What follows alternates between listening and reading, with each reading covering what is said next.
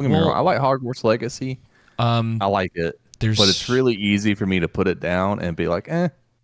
yeah, it's that's as far as RPGs are concerned, I would almost categorize that more as action adventure than RPG.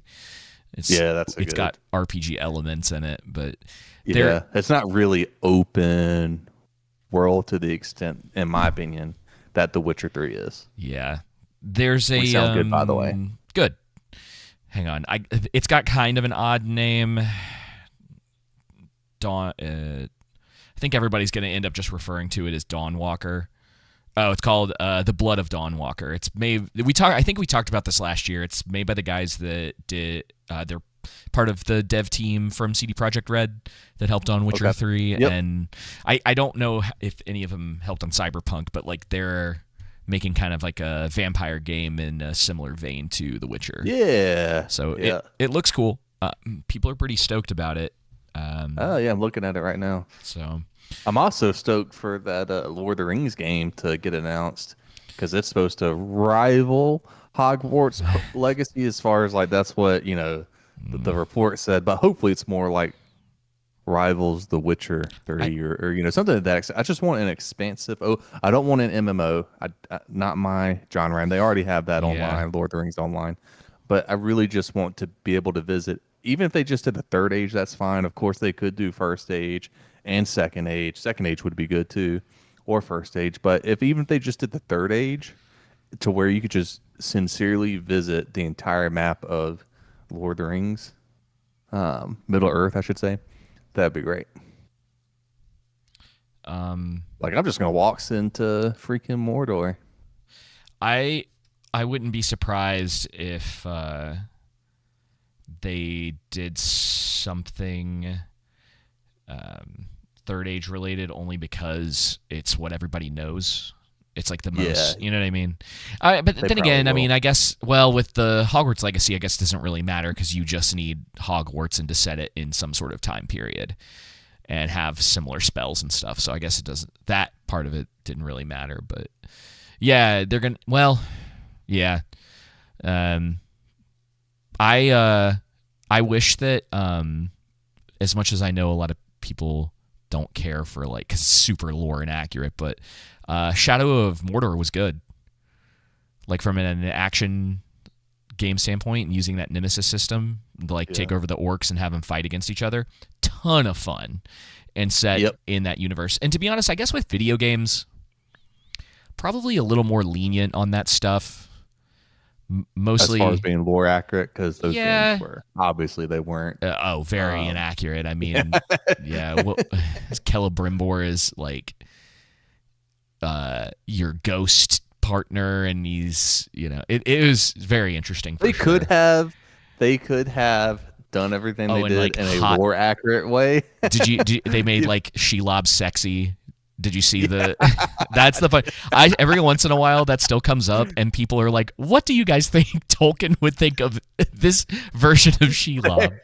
So Sexy Sheila, yeah, it always cracks me up. dude. I'm a fan. I think it's just I'm funny. changing my avatar now. But from like a gameplay perspective, that especially at the time, that game was awesome. Yeah, Um, gameplay wise, as far as game mechanics and everything, yeah, um, I'm it was peeking good. a little. Turn us down just a little bit. Sexy Sheila. It always cracks I me up. forgot about that. That was so funny when I played the game. I saw that. I was like, what the? They made her a babe? Yeah, pretty much. I mean, I guess it's better than what they're doing these days. You know, that was a different time for sure. But I think it's so funny. Um, That is pretty funny. But no, but see, even one of the problems outside the lore issues with Shadow of Mordor, whatever it's called. yeah, Was it called Shadow of Shadow of War? Mordor, and then the second Yeah, one's Shadow Mordor. of War. Yeah. So is the fact that it's confined to Mordor. Oh yeah, it's Even not, you don't even fair really get enough. all of Mordor. Yeah, it's just a reason to run around the map and fight orcs. Yep. And that's I I don't know. Sometimes like I don't need more than that, but I feel you like some sort of open world type thing would be cool. It Yeah. just has to. It's just got to be. And I also good. want to be able to be an orc and march my way to the Shire. You know what I mean? Scouring of Shire DLC. Yeah, exactly. No DLC. I'm against DLC. A complete full game where you don't have to download anything new, please. Okay. Jeez. Yeah. Good luck with that. Give me a full, complete game. It's sure. Yeah. Whatever you say. Yeah. It's exactly what they'll do. But yeah, no, I mean, that's probably going to be when that game releases. That'll be the first game since probably, dude, I was in middle school, maybe high school probably, that I pre-ordered. Oh wow, I don't even pre-order anymore. I may pre-order that game. The only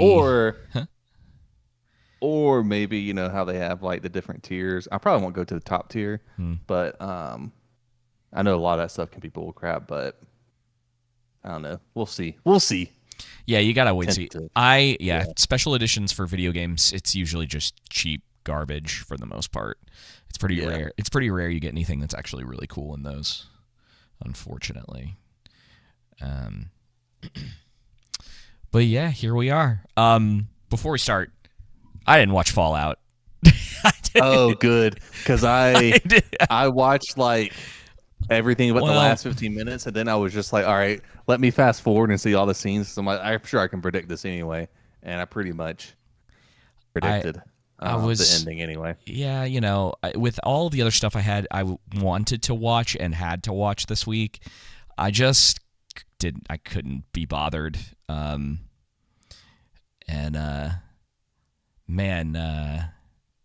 we'll get into it, but I feel like at this point, just time to move on. I think I love that you got Harrison Ford juxtaposing. Yeah, isn't that happy, dude? Isn't that funny? I didn't even think about it at first, and I was putting the thing together, and I was like, I gotta throw Harrison Ford. I'm sorry, finish your train of thought, dude. No, it's good. It's just so fun. I thought that was so funny because it's like the exact same pose, basically. Yeah. Yes. You should have found a similar pose of Ralph Fiennes as Voldemort doing that. Oh yeah, I forgot about that. But anyway, as you were saying, as far as Fallout being your favorite show, oh right, yeah. I mean, I don't think anybody cares. No one's talking about it, man. No. I mean, after this most recent episode, I think a lot of the talk has died off, and the more I feel like, especially over the last couple of years, and I think we talked about this before, but since Rings of Power, the number of just these really weird fan accounts or people who are just going hard at like why something like Fallout is good, and we'll talk about it with 28 Years or with Bone Temple as well. So much of that, and I'm sure it is, it's just so much of it feels manufactured. Like I can't. It's the weirdest thing in the world that it's like someone will like, it's all like rage baity stuff or whatever on X, but somehow after a couple of weeks ago I found myself on the like Fallout side of Twitter, and everyone like either saying this is the greatest thing ever, or people being like it's not accurate to the lore. And even beyond that, like it's just not good in general. It's the same, like the stuff going on with Fallout is the same stuff that was going on with Rings of Power. It's almost beat for beat exactly the same. It's just that Fallout wasn't as big of a deal because the property's not nearly as popular as Lord of the Rings. But the whole like weird like fan interaction type stuff and people like praising things from the show, and then it doesn't really even have anything to do with the story or the writing, and then like you kind of confront them about that and be like, sure, some of it looks nice, but what about the plot? It's nonsensical. So much of it doesn't make sense. And then it's the typical like you're a hater or you're a this and they just don't have any foundational foothold to argue from.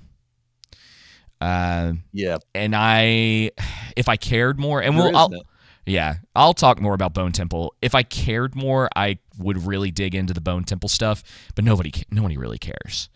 The movie barely made half of its budget back. Its known budget back, to be fair. And then I saw today that they threw in the Monday box office just to try to be like, oh, it's not quite as bad as we thought it was. So it went from like 13 to 15 million or something. On like a $35 million budget, somewhere in that range. Yeah, I feel like that's something we can talk about towards the end, since you haven't seen it, and I'm probably not going to spend a ton of time on it. On Bone Temple. Bro, I'm not ever going to watch that. I know you're not, but I have to tell you about it because you've seen the first one, and it's surprisingly relevant for something that I think you were the one that told me that Drinker referred to it as like DLC. Oh yeah, that's not really the way that I would put it. I think at this point, and I have, obviously the third one isn't out yet. They're filming it. It's gonna happen. This is a really weird, like one for one thing with the Star Wars sequels. Really? So first one so the first one, right? It's like the very first 28 Days Later. Very popular movie. Now, it's not like one for one as far as Star Wars is concerned, because obviously Star Wars has like a bigger background, but it's surprisingly similar. You have an established franchise, had like a really good movie, and then like people are kind of 50-50 on 28 weeks, which is whatever. I like the first one. And there was a lot of hype surrounding 28 years. Danny Boyle's back. The story kind of seems interesting. It's like the dad and the son, and like we're going to go on this like adventure with them and kind of get a new perspective in sort of this established world. And then we get a rug pull about halfway through the movie, and it kind of becomes something completely different, and they completely drop plot points, and a lot of it doesn't really make sense. And then we get into this one, and this is just reminds me so much of like The Last Jedi again. It's a little different because people are a little more wise to the way this stuff works now, and obviously none of us were fooled by the fact that this was coming out in January, and so yeah. But it's got like crazy. We know what that typically means. Yeah, I mean, as far as Rotten Tomatoes is concerned, whatever. But like everyone still wants to use that as some sort of gold standard for whether something's good or not, and it just doesn't make sense. I don't know why this is still a thing.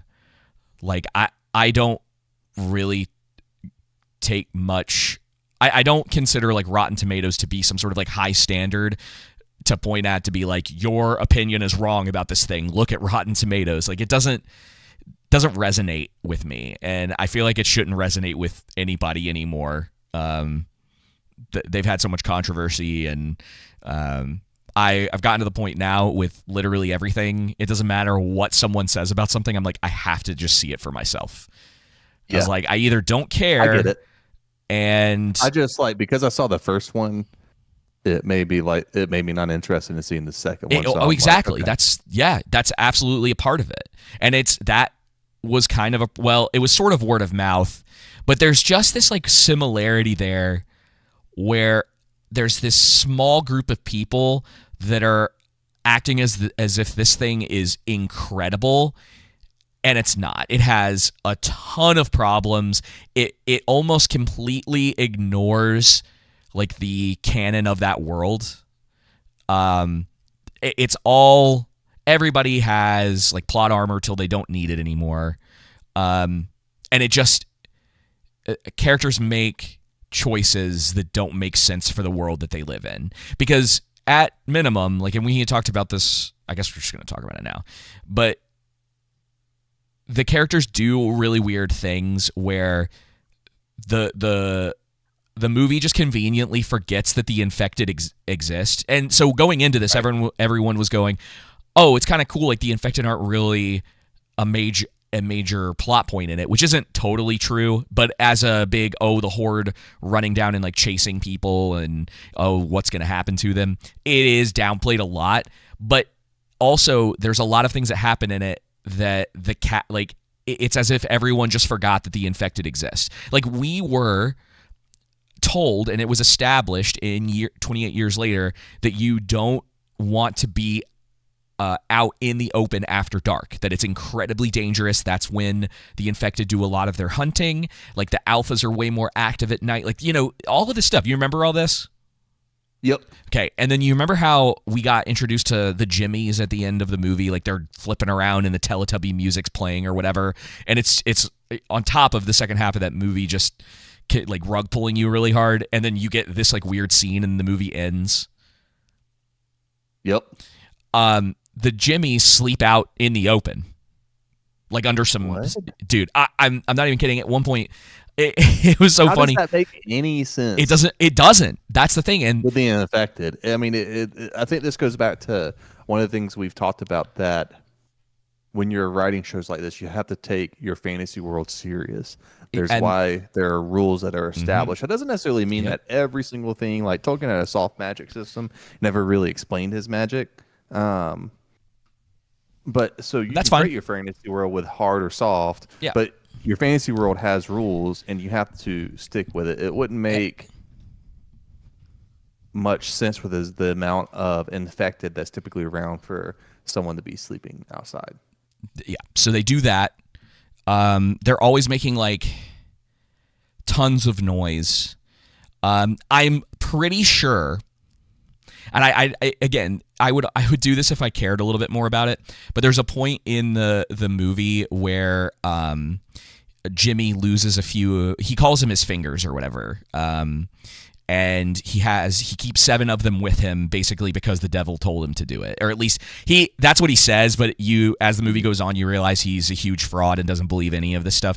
And none of this is like really all that well established, which is really disappointing, because I think there are hints of a better movie in this, but it does so many annoying things and is just like, it's so weird, dude. And like, it was so funny because there's like you remember Samson, the big alpha, the one we talked about all that, like the dong and all that. It's like, I'm pretty sure, because there's a point in the movie where the movie makes a point to cover him up, and I told Justin I'm pretty sure they did it because they had to avoid an NC-17 rating for the movie, because it's like egregious to the point where dude, it's like the first one should have had that too. It's no. I mean, it's worse in this one.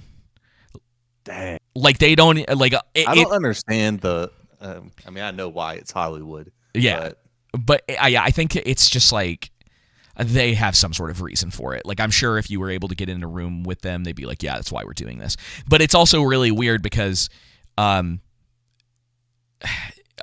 there's so much, dude. It would take me forever to get into all of it.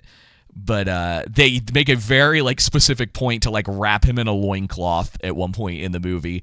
They're messing with like, so Ralph Fiennes' character, remember how we were like debating what his deal was? Like, he's kind of a mystery. Yep. They kind of just disband all of that, and he's just generally like a good dude. He's just weird. And he also does a couple things in this.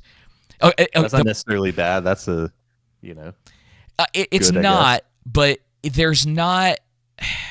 The problem with this, and it goes back to the first movie, like we've already talked about, is that they had like this idea for a good movie, and they only gave you about half of it. Dropped all of these kind of interesting character dynamic points with like the father and his son trying to go out on this like thing, and like he needs to figure out what it means for him to be a man. It's all pretty much dropped. He's a like tertiary character in this. Like, he's kind of around and he's still doing stuff, but they removed all of the progress that he made in the first one, figuring out like how to be brave and like how to move forward and going out on his own. The second he's like with the Jimmies, he just turns into a coward again. Like, it's like he learned nothing from the first movie. He's not like clever. He's not learning. Like, the movie doesn't really know what to do with him. And this is why it feels really similar to Star Wars to me, because it's like when they were deciding to make these movies, the people who made the first one weren't really talking with the people who made the second one. And it's like, you guys are trying to make a trilogy, and it's clear that no one had a cohesive vision for this. Like there's supposed to be this beginning, middle, and end to this quote unquote trilogy, and you're looking at it and it's like, okay, that's weird. And then like I guess we'll spoilers if anybody cares about spoilers for the Bone Temple. They do this whole thing where is it Ray Fiennes? Is that how you say it? Whatever. Is that his name? Yeah. Anyway, I think it is Ray that's Fiennes. that's what I'm gonna call him. He cures Samson, kinda, of his like craziness, of this like virus. And I'm not even like against it, but the movie doesn't go into, and who knows if they even will in a third one. Like I'm not even counting on that.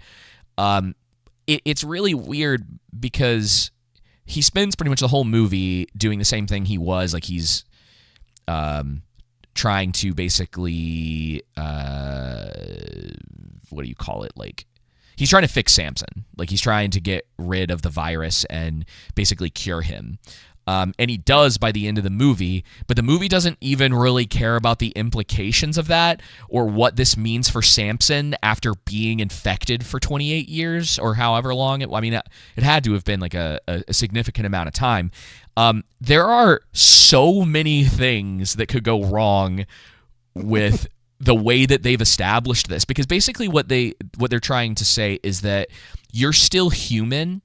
The infection basically causes like psychosis, and he said something else, but I can't. It basically causes psychosis, and then there's also this like element of it. It seems where you potentially, especially if you become like the alpha, the virus has a tendency to make you significantly stronger. It also seems that being cured by it makes you immune to the virus itself again. At least from what the movie's trying to establish. But it's doing all this, and then my question is, it's like, this man has technically been like a psychotic maniac for the last, like, we'll just say 20 years, right? Like maybe he didn't get infected right away. The Samson guy. Yeah. Right. He's been running around naked in the like highlands of Britain for like 20 years. Ripping people's Saturday. like ripping people's heads like off their shoulders, and this guy like cures him and it goes, all right, Samson, congratulations. Like there's gonna be no, like, does he remember any of the things that he did to all of these innocent people? No complexity to it. It's very simple. Dude, he literally it is. All right, Samson, you're ill. Here's a Snickers. People are like, don't lose their rap. Don't lose their rap, or otherwise the dinosaurs will get out. Yeah.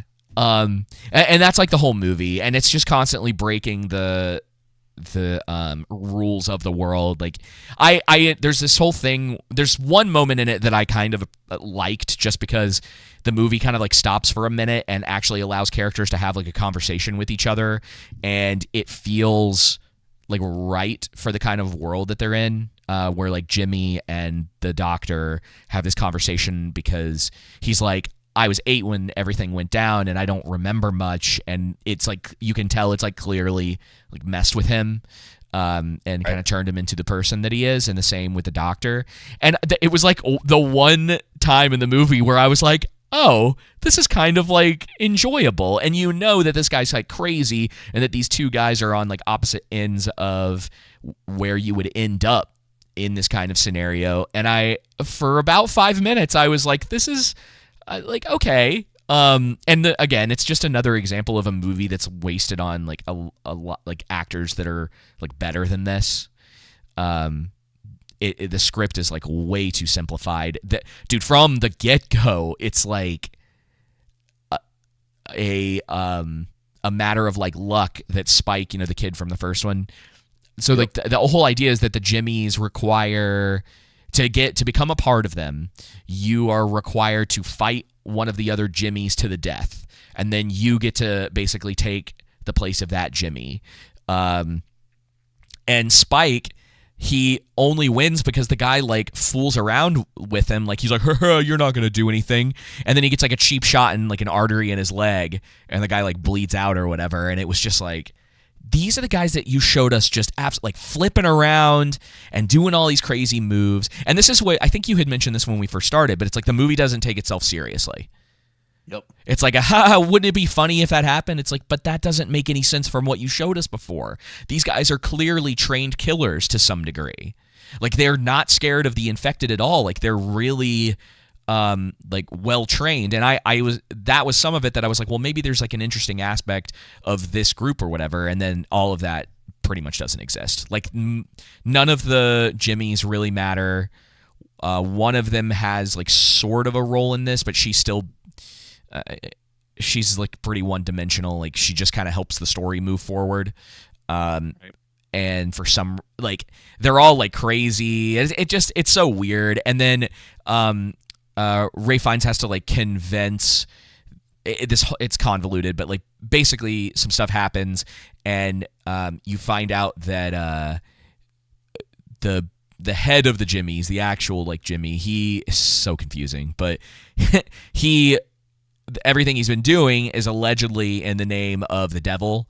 And so he for some reason sends this girl out. I don't know if they ever explain why they do it. She's supposed to be like looking for something or whatever. It doesn't matter. And she runs across the doctor and thinks he is who they call Old Nick, or the devil. And so at the end, the doctor has to basically convince all of these kids or whatever that he's the devil. Otherwise, like, Jimmy's going to kill the doctor. And there's like, whatever. It's super bit like basic stakes or whatever. And it's kind of like visually, like, it's a cool scene, the way that he like does everything. But then they just like, the doctor dies. Jimmy gets crucified upside down, and like left for dead. And it's like, there's not even like a point. I did not see it. Yeah, no, dude, it sucked. It's not good. I probably just would have walked out. It's just one of those things that's like, they weren't even like trying to do anything like interesting with it. It was just like, oh, well, you know, it's like the bad guy who thinks he tricked all these people into thinking that he was like the son of the devil. Now he's like getting crucified or whatever. It's just like, none of it's satisfying. And like, the doctor's like out of the story now. And it's like, well, why did you do that? And so like, it's not really DLC because it is the sequel. Like, they set this up, and we still like, dude, this movie makes for like 3 hours of the total like story of this trilogy, and we still haven't gotten back to the dad at all. Oh yeah, that whole deal. Yeah, like, none of that matters. And like, Spike, isn't there going to be a third movie? Yeah, and they tease his name slipped in my mind all of a sudden. Cillian Murphy at the end. Oh yeah, they do. Yeah, so Spike is about to like run into them. Like, they're gonna get saved by Cillian Murphy and his daughter. And it's like, I don't know what they're gonna do with the third one. I don't really care. But this was one of those things that's like, this thing got hyped. So, dude, there were commercials everywhere, and people being like, this is like a generational movie. Like, people who like big YouTube. And obviously there's like there has to be some paid stuff going on there. Like, at this point after Rings of Power, like, I just don't believe that, like, after I've seen something like that with my own eyes, and these people being like, it's like so incredible, and you finally see it and you're like, great, someone paid you off. Like, you're not being as critical of this thing because someone you're getting some sort of access or some sort of benefit from being nicer to this thing than it deserves. It's not well written. It's still just more of the same. It's just like, there's some like nice visuals in it, but like, at this point, that's not like hard to pull off. I think at this point, like, what I want is to see more creativity in that stuff, and I think I'm just barking up the wrong tree with just about anything that's coming out these days. It's so few and far between that you get to see any sort of like what I would call like creative filmmaking at this point. And that's unfortunate. Yeah, and as much as I didn't like 28 Years, at least Danny Boyle was like trying to do something with some of the stuff that he like visually that he was doing in that. I didn't think it was very good, but at the same time, at least he was trying. This is so by the numbers with all of that. Like, I don't know what people were talking about as far as that's concerned. And I don't even think I got into everything, but that's most of the big like bullet points. It just doesn't make sense, and like they really do make Spike practically unnecessary in this. It's just like this is very much like a Rian Johnson situation where it's just like Ryan didn't care about making a Star Wars movie, and these people didn't really care about making a 28 years later movie or something in this. It's just a way for them to put a script out there, maybe for something that they wanted to do, but it's just not very good. Yeah. Yeah, and I'm glad I saved a few hours of my life. Yeah. It was. I don't know. I like giggled a few times just because of how bad it was, and we were practically the only people in the theater. At one point, I'm sure that first movie really inspired people to go see it. I think it hurt it, and a lot of those people were arguing that like this movie's way better, but it's one of those things. It's like it's not, guys.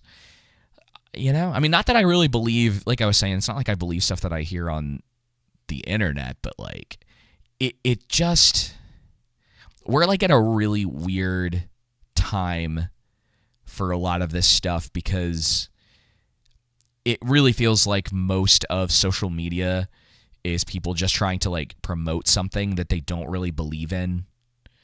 Or it's just, I think too, when it comes to stuff now, like so much of what we get is bad, and it stinks. Like, we don't want to sound negative all the time criticizing this stuff.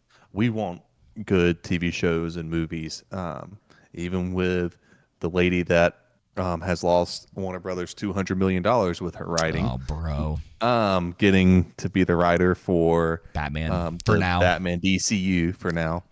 But even with her, like, we don't want the new Batman movie to be terrible. It's just one of those deals that we want to be honest and transparent and be truthful with what we're saying.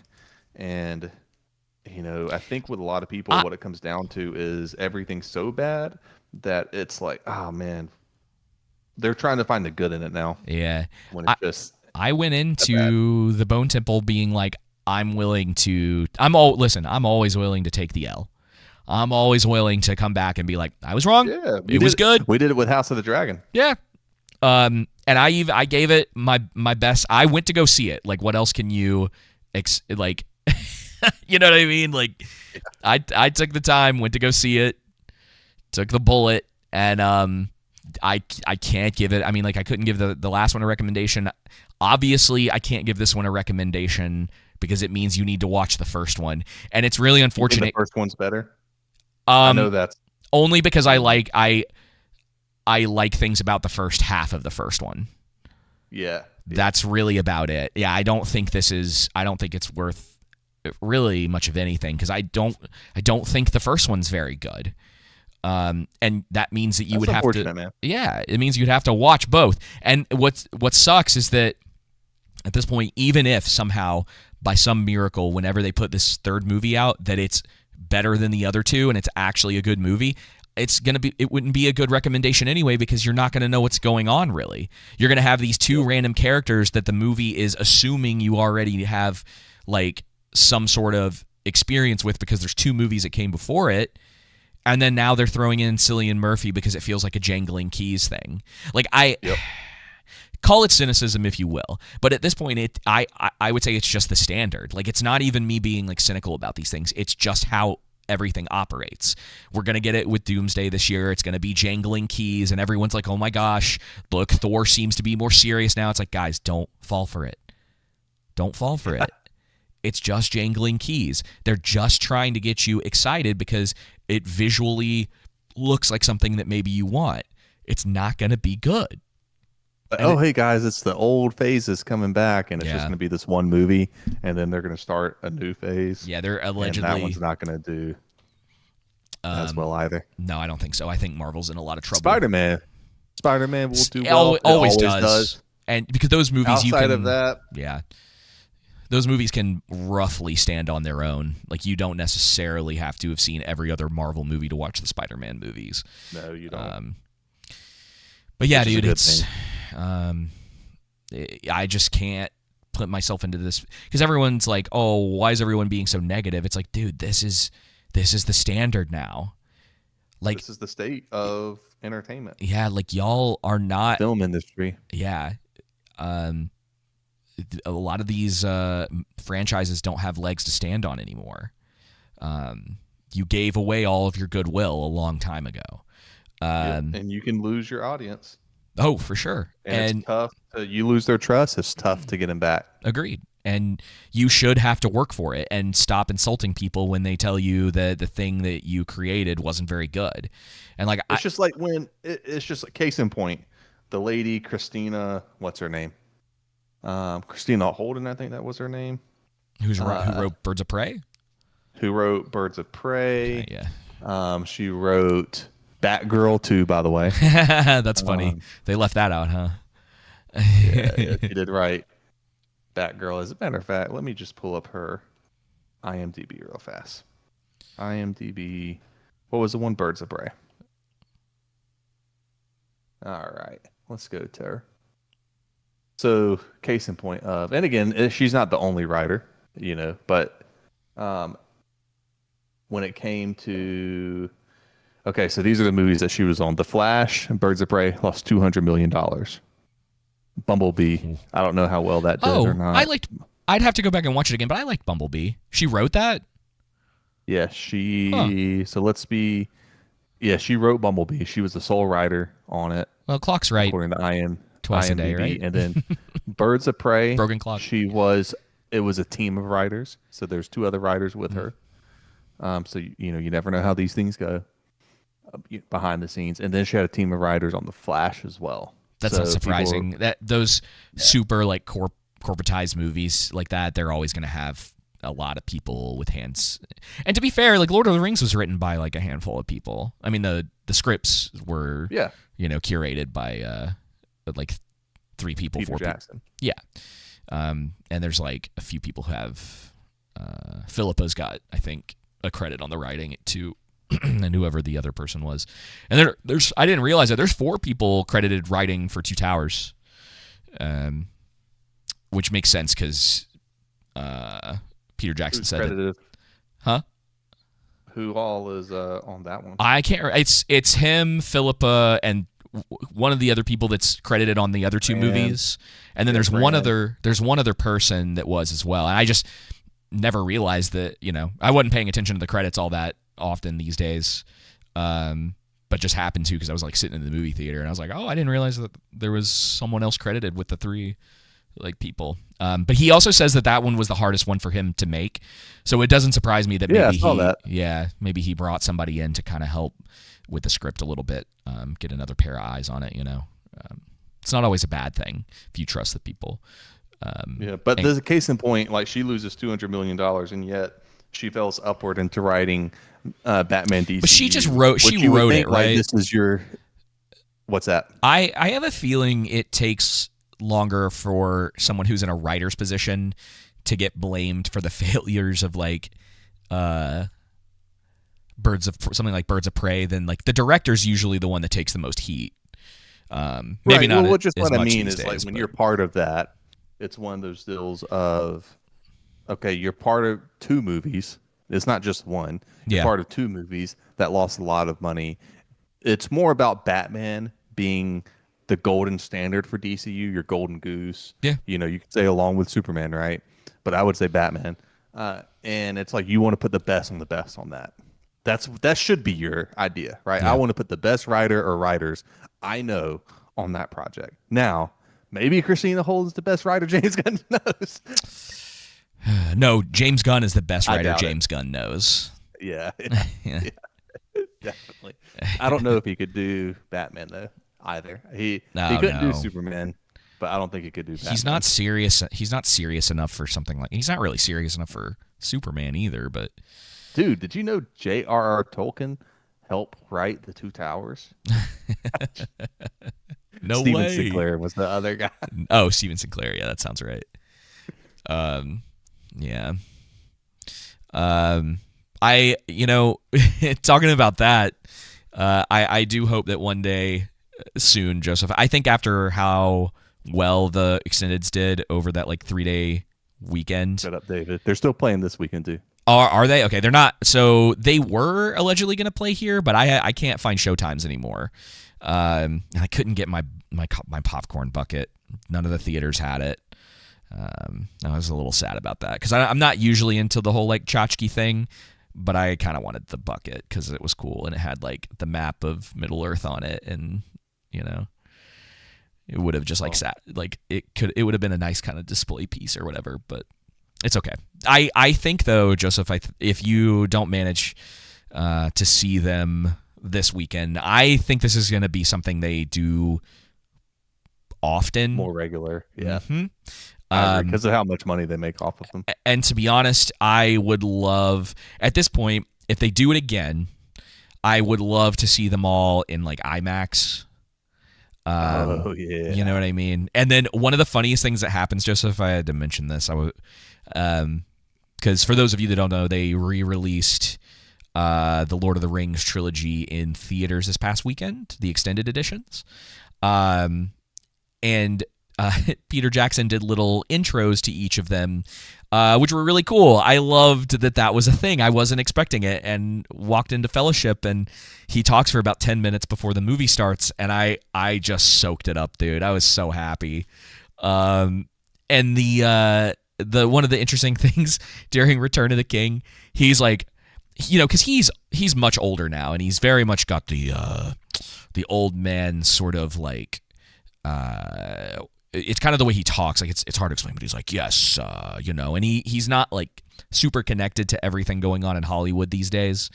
And he goes on about these it's like, I can't remember if he called it like some sort of like D-Max or something experience or whatever. He goes, yeah, I've heard about this. It's playing in D-Max as well. It's something about your seat begins to rumble. And I just started laughing really hard because he's just like, you know, he's like, I made these movies 25 years ago and I've got all this like really cool stuff to talk about it. And it's some sort of weird,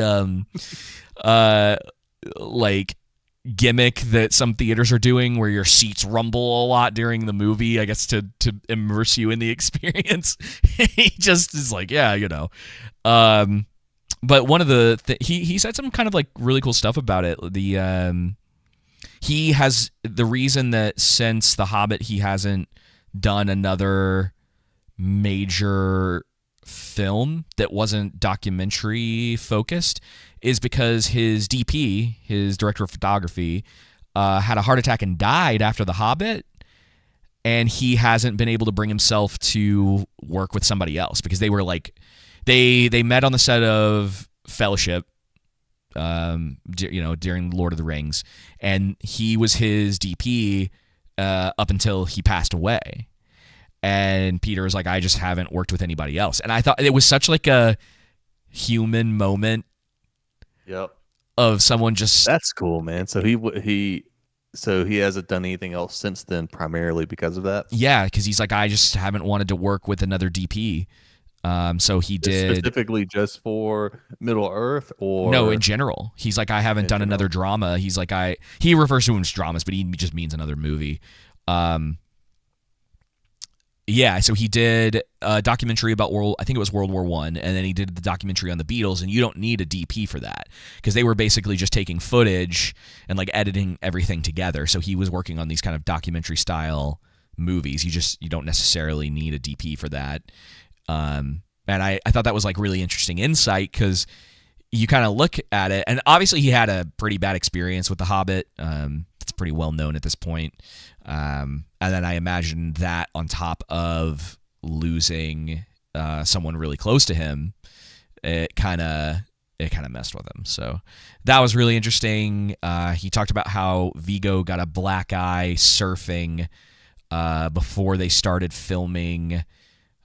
I don't know if it was all of Moria or if it was only. I heard that. You heard about that? Hilarious. And so he can only film from one side. From one side, and you can tell in certain shots part of Viggo's face is covered by shadow, like the way the lighting is working or whatever, and it's specifically, I think, to hide this black eye that he got. And there's a couple scenes when they're in Balin's tomb, where you can kind of tell when they're fighting the big troll, the cave troll. It seems like you can tell there was a couple, like in a couple shots, you're like, yeah, he might have a black eye. It's just cool, man. It's so funny because like that's like the hilarious. Third injury story that's been like confirmed, because didn't he broke a rib, he broke his toe, and he had a black eye. Oh man. I love that stuff, man. I really want, at some point I need to just sit down and start going through all of the special feature stuff from those movies, because I haven't watched it in a really long time. And dude, I know I need to go back. There's so many little interesting things in there. Yeah, it was a great experience, and I can't wait to do it again. Highly recommended seeing those in theaters. And something that was really cool was like, you could tell that a lot of people that were in there had never seen them before. And people, I mean, dude, we're talking like those first two movies are 3.5 hours long on the extended. Dude, imagine that being your first experience. Yeah, dude. I was a little jealous. That's you know, awesome, man. It's like it was awesome getting to see because I only saw the theatricals on their first run back in the day. Right. And I haven't seen them at all. I probably won't. I probably won't go this weekend because it's hard, man. It's a 2-hour and 15-minute drive. Yeah. Then to go sit for 4 hours, then to come back and drive 2 hours and 15 minutes again. That's you kind of have to make like 8 hours. Yeah, that's 8.5 hours. You kind of have to make a weekend of it, you know. Yep. Like just and I just don't know if I want to make a weekend of it like that. Yeah. But yeah, it was a lot of fun, and I mean, it's something to experience at some point, just because it's so cool, and you kind of get it's a different experience from watching it at home. There's just kind of something special about that, and man, even like with the Return of the, you know, I know, yeah, even with Return of the King. I told you that if I go, and if it wasn't for the snowstorm we got, I would have gone. That was the plan. But I told you the one movie I was going to go see in the theater, because I wasn't going to be able to see all of them, was Return of the King. Yeah. Just specifically because of the harem charge and Theoden's speech. It's so good, dude. Just only because of that reason. Yeah, it's so cool to see that like on the big screen. And I still do love the theater experience, as long as like everyone else is behaving. It's kind of annoying. Like in the middle of Fellowship, some dude like hit the back of my chair, which was a little annoying. I don't think he meant to, but it's one of those things like. So was it packed theater? Yeah. So Fellowship and Two Towers were, and then I specifically went to a showing of Return of the King that wasn't, because I just, you know. And some of the stuff in like our big Regal theater was completely sold out. Like some of the showings, like especially Fellowship, because I was just curious, so I started poking around at different theaters, and some of the showtimes, man. I mean, it was like there were a couple seats sprinkled around that were open, and it was, you know, it was cool. The movies did incredibly well. On another re-release. I mean, like the three of them together, I think made 11 million. So it was 4 million short of Bone Temple, and then I think Avatar did like 18 or something.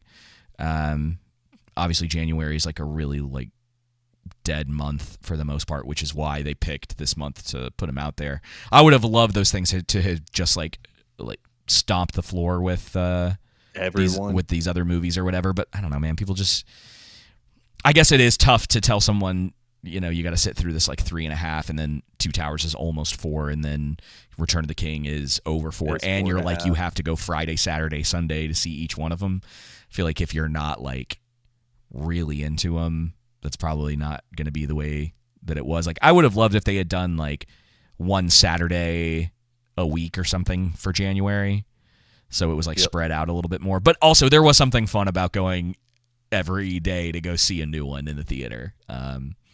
Couldn't do it all the time because, you know, I saw 4 movies this week between Friday and yesterday. I saw 4 movies. Very unusual, you know. I say we barely go to the theater. Try to watch like a lot of movies, but you know, most of the time it's not worth seeing stuff in theaters. Right. But I'm hoping this year might be a Most little of the bit time different. It's not, unfortunately. Yeah, I think you're right. I'm hoping this year changes that some, because I like the experience. So we're getting Dune this year, so I'll go see the third.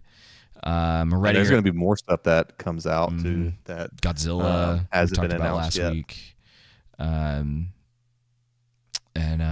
Ready or Not's getting a sequel. I'm kind of looking forward to that. That was a fun one. And then there's a movie that Chris Gore had some positive stuff to say about, was Good Luck, Have Fun, Don't Die. Yep. Comes out February or March. I can't remember. I can never remember the dates. It's February. It might be February. It looks interesting. I mean, I can't really give you one way or the other, but I like what they're doing with it. It seems fun.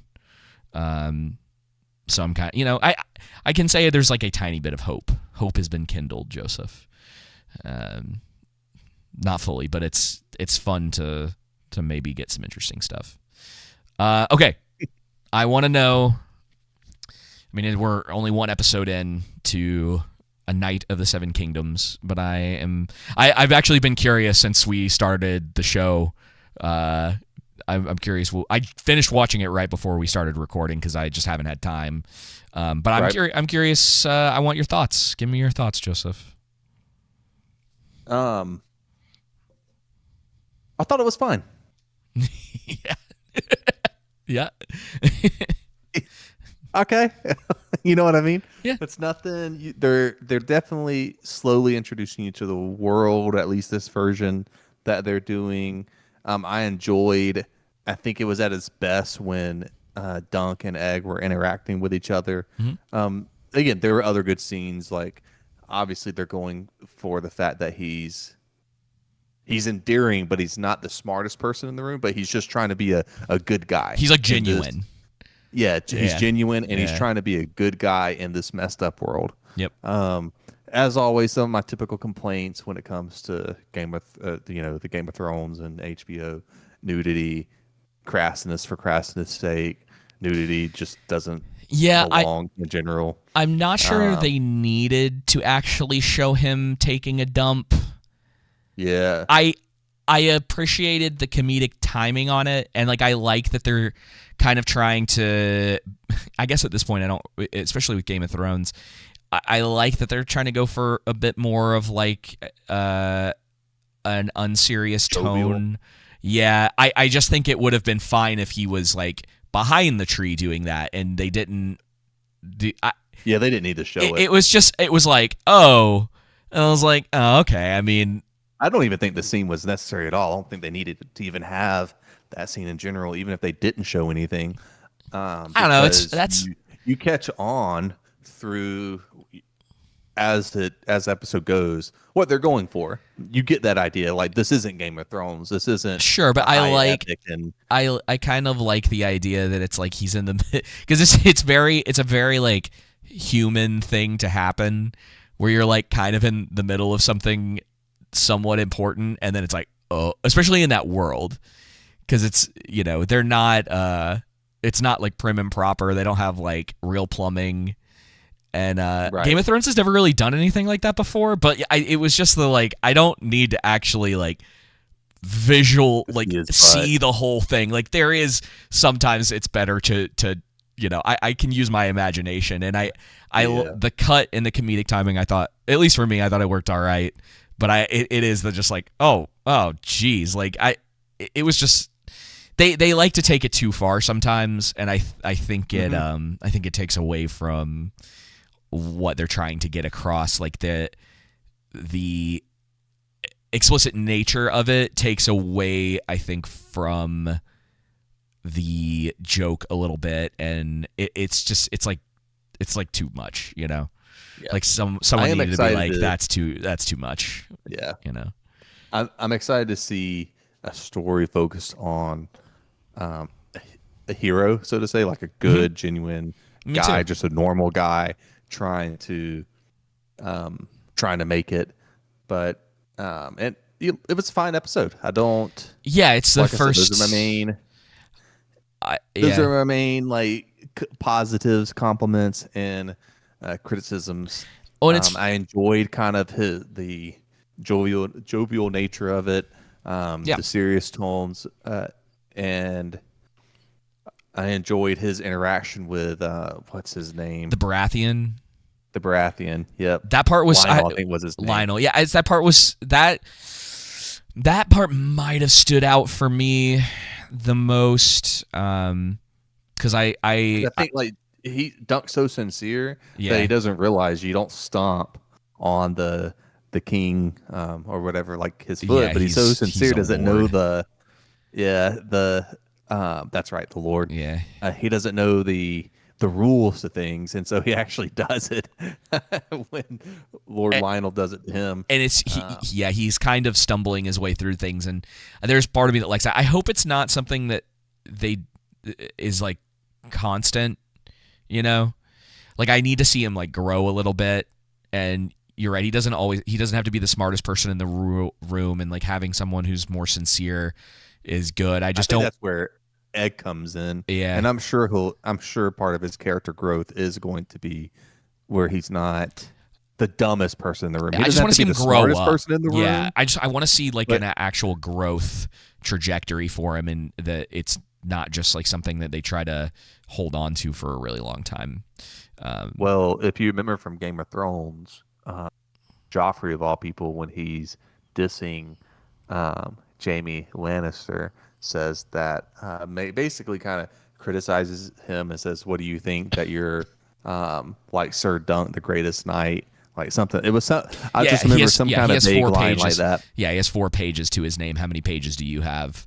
Yeah, for sure.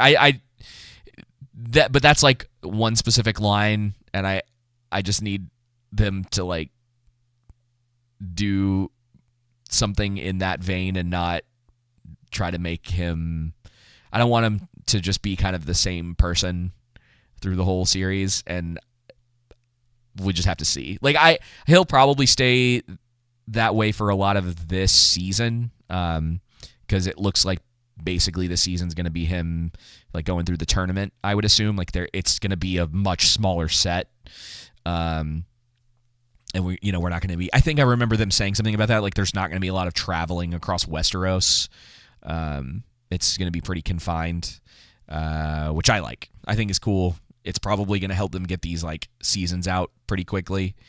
And we'll see. I want to wait to really like talk about the shorter length of the episodes. Kind of want to see most of the series before I kind of make a judgment on that. And if it feels too rushed, or if it feels like, like where did they hit the right like marker by deciding to make these shorter episodes? Yeah, because if there's no filler and you're hitting the right beats within the episodes, that's fine. Yeah, and it left me kind of wanting more, and I think that they're still doing a pretty good job with like the visual like aspect of the show and the world feeling like it's lived in, and that like I'm convinced that I'm in a similar place to where House of the Dragon and Game of Thrones took place. I guess that you call it the fidelity, but it all flows really well, which I like, and it's something that a lot of shows miss. So it is something I want to compliment. I think even like Fallout kind of misses this even within its own world, and obviously Rings of Power was a huge miss with a lot of that, and it just looks incredibly cheap compared to how much money they allegedly spent on it, and so it's fine. I mean, there's nothing wrong with like complimenting the visuals. I think people sometimes just they get caught up in that too much. I did enjoy the lighter nature of it.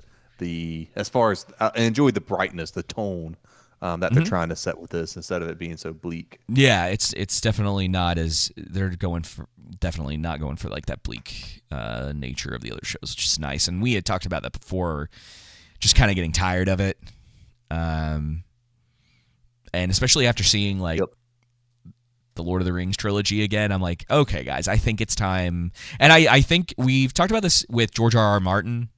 But Hollywood's in a similar position where it's like, I don't know if they can do hopeful, uplifting, like heroic stories anymore. Because most of the time it seems like when they try, it's always like undercut in some way. Yep. Um, It doesn't seem like there's a lot of writers in Hollywood around who can, because it's their worldview. yeah, So that everything's bleak. natural journey of the hero is tuned out completely or turned down, Yeah, or subverted in some type of way. and it's really unfortunate because they have no excuse considering that Tolkien like lived through World War One.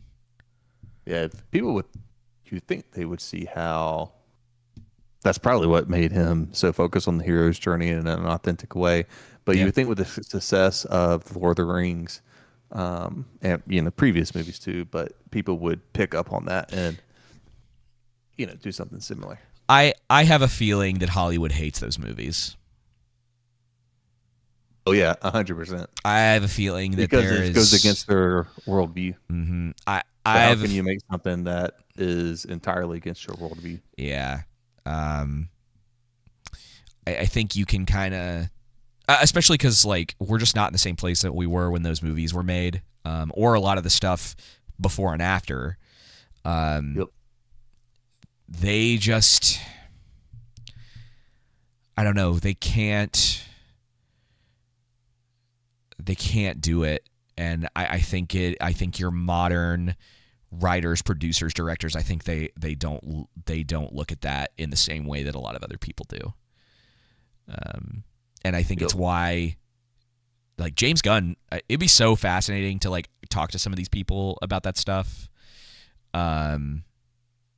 I know there was a sentiment a while back. I think we've probably talked about this too. I don't know to what degree, but there was a sentiment at one point that like people said that the lighting in the Lord of the Rings trilogy is like really bad, and there was like a weird thing that happened in Hollywood. This probably started 10 years ago, if not a little longer than that, but where they were trying to do more like quote unquote realistic lighting because like that's what lighting would look like in real life. And it became a thing for a while, and it works in some cases. Like 1917, there's some really good inside shots, and they specifically shot them in a way that made you feel like you were inside one of these bunkers during World War I, but obviously there was a reason for that. So it has its place, but I'll be honest, I just want to see what's happening. I get it's dark, right? Like you can light a set in a way that it's clearly nighttime. I am clearly aware of what it is, but you can still show me everything that's happening. Like I like Peter Jackson's response when somebody asked him during the Battle of Helm's Deep, where was the lighting coming from? And he said the same place the music was coming from. That's awesome. Like, that's just perfect. That's awesome. Perfect. What I'm a right perfect, there with you. That was one of our what complaints. a perfect response. That was one of our complaints with House of Dragon season 1. Was there a few episodes where it's like, guys, we get it's nighttime. Just light it up so we can see what's going on. I just want to see what's happening. It doesn't have to be. We're watching a movie. It doesn't have to be perfectly realistic. Yeah. There's every single way. If that's the case, take out the music, take out a lot of the stuff, a lot of the effects and everything like that. Just make it hyper realistic. Yeah. For all that. Yeah. I don't have a band following around the characters as they go. So the music comes from within. Yeah. There's this like weird obsession with certain details like that I don't think are the most important. Like I am at the point now, man, where like the most important. Thanks, Christopher Nolan. Yeah, the most important. Like you have to have your like foundational stuff, and one of the most important things with that is like your writing, the direction with the actors. And you have like your set design and a lot of that stuff. And like lighting is obviously important, but like light it creatively, but like do it so that I can see what's happening. I don't care that Helm's Deep is lit in a way that is quote unquote unrealistic. I want to see what's going on. Yeah. I want to know what everybody is doing. I want clear depictions of like the fights and the siege and everything happening with that.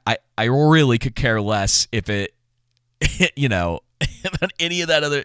It's just a dumb complaint. There's so few.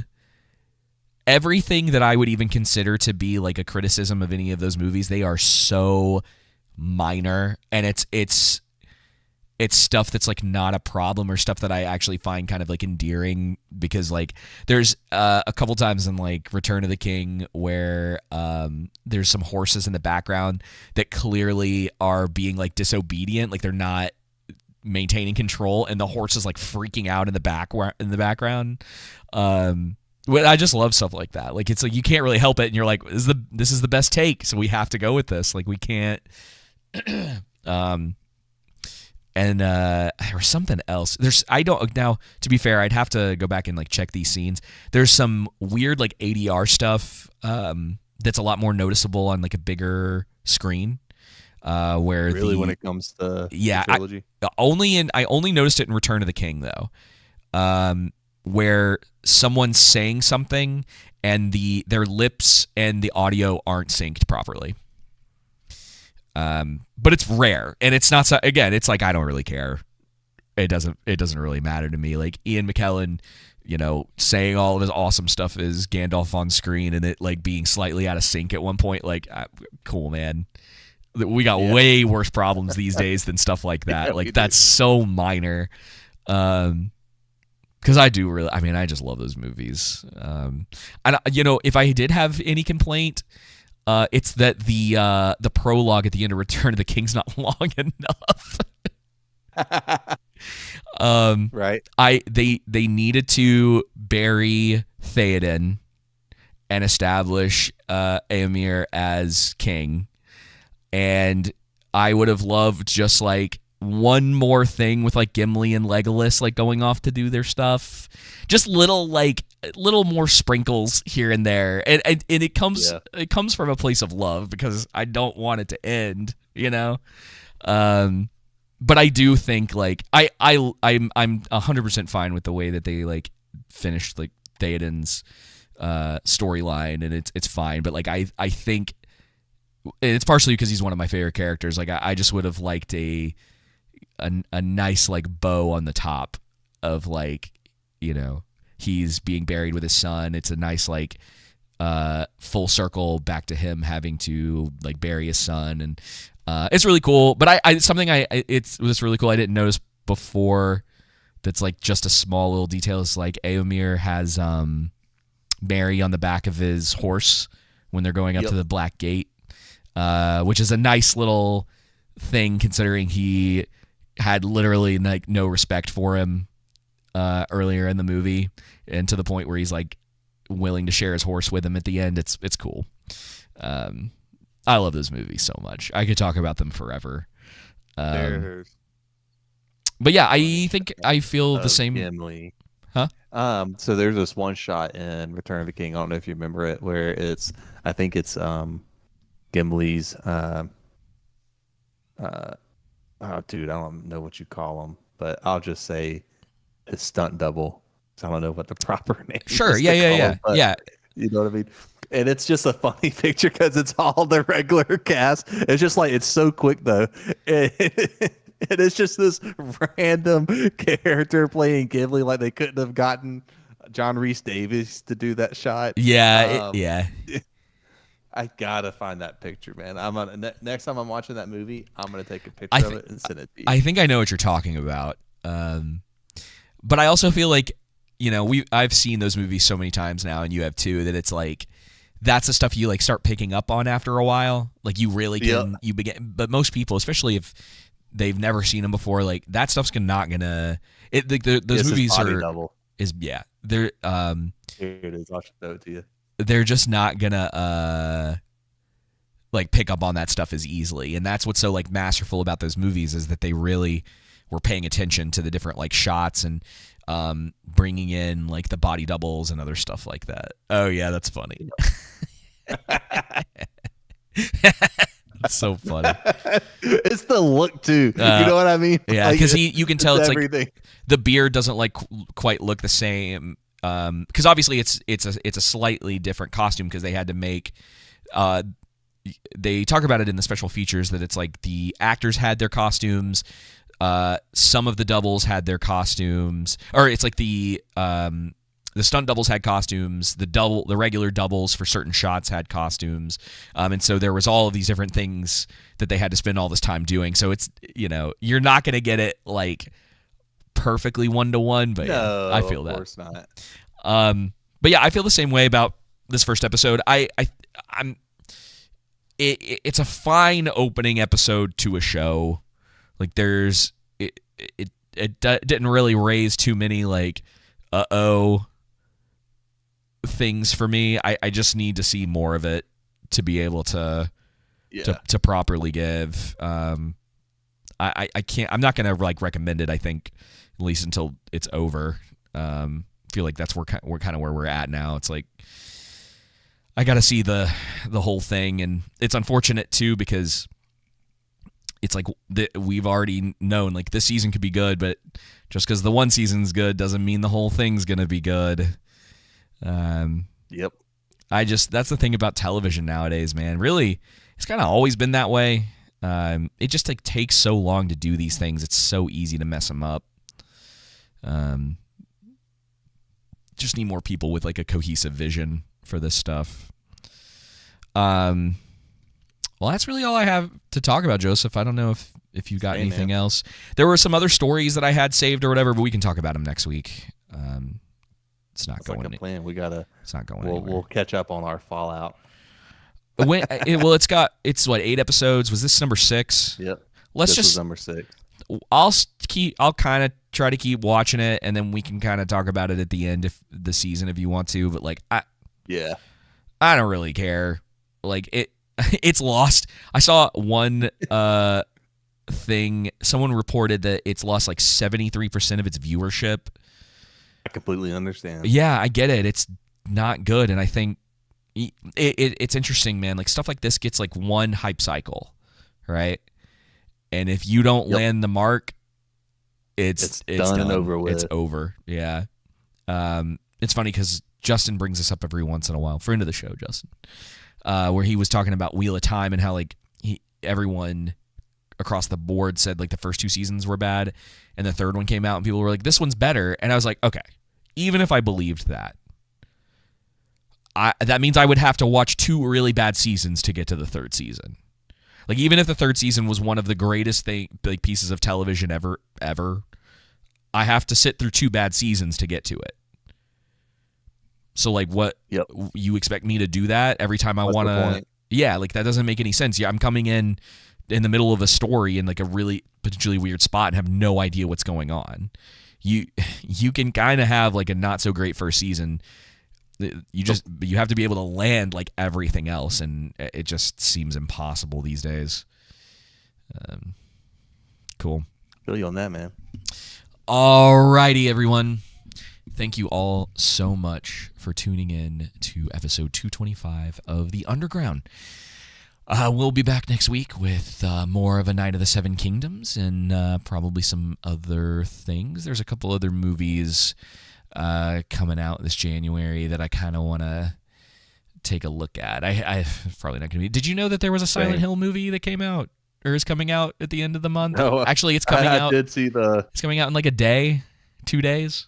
I did see it recently, like a few days ago. I was like, oh, I didn't even know that was coming out. I saw a poster for it yesterday at the theater and was like, oh yeah, that's a thing. Just kind of curious what it is more than anything. It's another one of those January movies. They're just throwing stuff. January is the pit for films. Like they're just trying to get them out in theaters, see if they can recoup any kind of money, and then just letting them die. So yeah, there's gonna be this should be quite the year. Hopefully, gonna get some more game streams going, get some of our other video stuff going. We shall see. Lots to look forward to. But until then, everyone, y'all take it easy. See ya. Yay, good job.